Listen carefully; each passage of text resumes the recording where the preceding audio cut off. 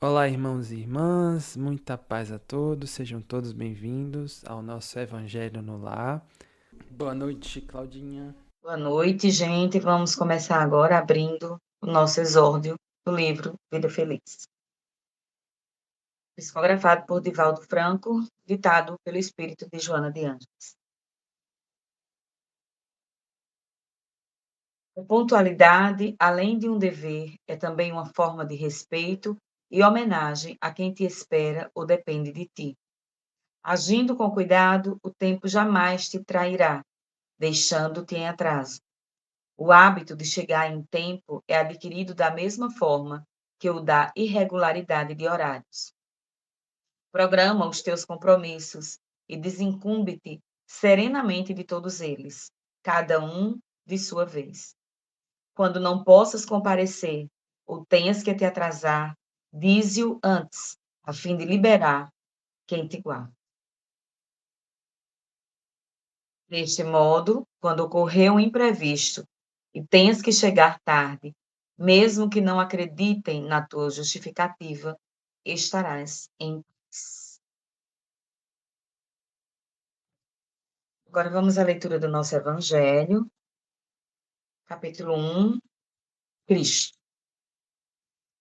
Jesus não veio destruir a lei, quer dizer, a lei de Deus, ele veio cumpri-la, quer dizer, desenvolvê-la, dar-lhe seu verdadeiro sentido e apropriá-la ao grau de adiantamento dos homens. Por isso se encontra nessa lei o princípio dos deveres para com Deus e para com o próximo, que constituem a base de sua doutrina. Quanto às leis de Moisés, propriamente ditas, ao contrário, ele as modificou profundamente, seja no fundo, seja na forma. Combateu constantemente o abuso das práticas exteriores e as falsas interpretações, e não poderia fazê-las sofrer uma reforma mais radical do que as reduzindo a estas palavras: amar a Deus acima de todas as coisas, e ao próximo como a si mesmo, e dizendo: está aí toda a lei e os profetas. Por estas palavras, o céu e a terra não passarão, antes que tudo seja cumprido até um único jota. Jesus quis dizer que seria preciso que a lei de Deus recebesse seu cumprimento, quer dizer, fosse praticada sobre toda a terra, em toda a sua pureza, com todos os seus desenvolvimentos e todas as suas consequências. Porque de que serviria ter estabelecido essa lei se ela devesse permanecer privilégio de alguns homens ou mesmo de um único povo? Todos os homens, sendo filhos de Deus, são, sem distinção, o objeto da mesma solicitude. Mas o papel de Jesus não foi simplesmente o de um legislador moralista, sem outra autoridade que a sua palavra. Ele veio cumprir as profecias que haviam anunciado a sua vinda. Sua autoridade decorria da natureza excepcional de seu espírito e de sua missão divina. Veio ensinar aos homens que a verdadeira vida não está sobre a terra, mas no reino dos céus. Ensinar-lhes o caminho que para lá conduz, os meios de se reconciliar com Deus, e os prevenir sobre a marcha das coisas futuras para o cumprimento dos destinos humanos.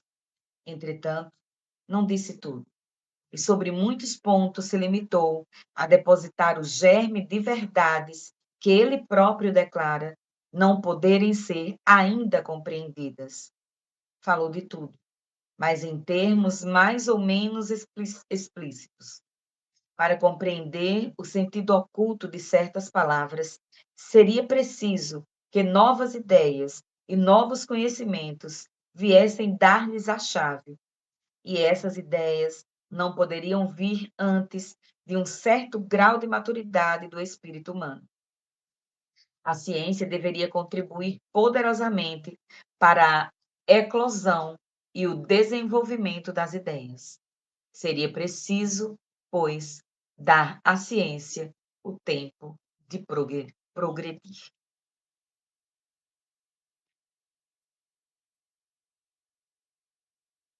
O evangelho eu achei bem claro, né, é exatamente o que Jesus veio realmente fazer aqui. Ele veio para nos mostrar o caminho, nos direcionar, né. Ele realmente era o nosso mestre, é o nosso professor. Então ele veio para nos ensinar realmente e, como diz aqui no próprio evangelho, ele destruiu completamente as leis de Moisés. Com um só mandamento, né, onde todos os mandamentos da lei de Moisés, resumido a apenas um: amar a Deus sobre todas as coisas e ao teu próximo como a ti mesmo. Então, se você chega a esse nível de amar ao próximo como a si mesmo e a Deus sobre todas as coisas, ele derruba totalmente a lei de Moisés, né, onde se dizia olho por olho, dente por dente, né. Foi nos ensinado, na época de Moisés, muitas coisas, porque era a época em que, o espírito ainda não tão evoluído poderia compreender, né, melhor a obediência a Cristo, era a Deus, aliás, era isso que Moisés queria. E aí Jesus vem e dissolve tudo aquilo lá, resumindo tudo em um único mandamento: amar a Deus sobre todas as coisas e ao próximo como a si mesmo. Então, essa máxima do Cristo, né, é um resumo de tudo aquilo que realmente nós devemos procurar ser na nossa evolução espiritual, que é para isso que nós estamos aqui, né, aqui no planeta Terra.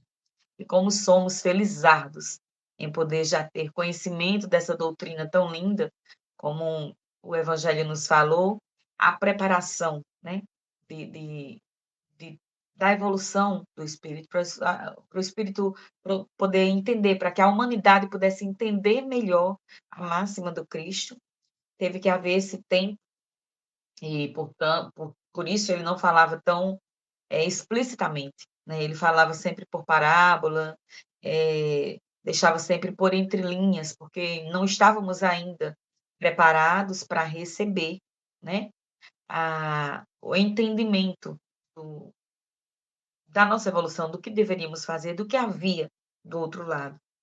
Então, e para tudo isso teve que haver um conjunto com a evolução também da ciência, para que essas portas pudessem ser abertas, esses caminhos pudessem ser abertos e a clareza, né, espiritual nossa pudesse compreender melhor, né. Então foi tudo bem mais hoje é bem mais claro, é bem mais, eh, melhor de ser aceito, digamos assim, a visão do espiritismo.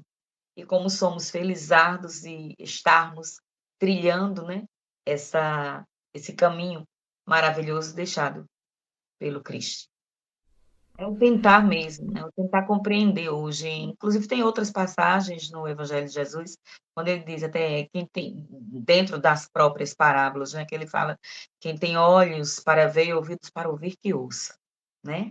Exatamente é quem tem a compreensão, quem tinha essa compreensão na época, e levamos isso para a nossa vida até hoje, né, porque muita gente, de outras religiões, né, ainda não estão amadurecidos o suficiente para compreender, né, o que realmente a mensagem de Jesus quis nos mostrar, como ela quis realmente ser passada.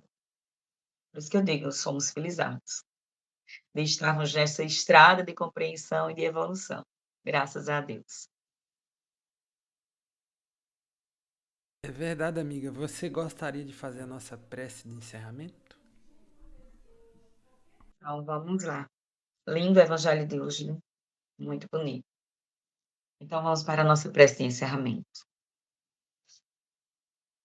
Mestre amado Jesus, como gratos somos a Ti, por teres vindo a este mundo para nos mostrar o caminho e a verdadeira palavra. Como gratos somos a Ti por estarmos hoje aqui nesse evangelho e estarmos seguindo na estrada da evolução, aquela que Tu compartilhaste conosco, aquela que nos mostraste. Obrigado, Senhor. Obrigado por mais esse dia, por esse evangelho. Que os nossos espíritos amigos que estão hoje aqui conosco estejam nos acompanhando durante toda a semana, nos mostrando e nos guiando, nos amparando em nossas dificuldades, iluminando os caminhos em que devemos seguir. Gratidão, Senhor, por nossa família. Abençoa os nossos lares, a nossa casa. Dá-nos a tua paz, tua paciência, tua sabedoria. E sejamos compreensivos e pacíficos, assim como nos orientaste. Que a tua palavra, Senhor, seja sempre o nosso guia, a nos iluminar, a nos proteger e nos amparar. E ao nosso anjo guardião, gratidão, gratidão, gratidão por toda a paciência conosco. E sejamos cada vez mais abertos ao teu conhecimento. Obrigada, Jesus, por estar sempre conosco. Protege-nos durante esta noite. Guia o nosso espírito para as escolas, o nosso verdadeiro lar, onde possamos aprender mais e mais durante o nosso sono. O nosso espírito continue nos estudos e nos trabalhos espirituais, nos planos celestes, onde queres que estejamos hoje. Fica conosco, Jesus, guarda-nos sempre sobre teu amor e sobre teu olhar, hoje e sempre. Que assim seja.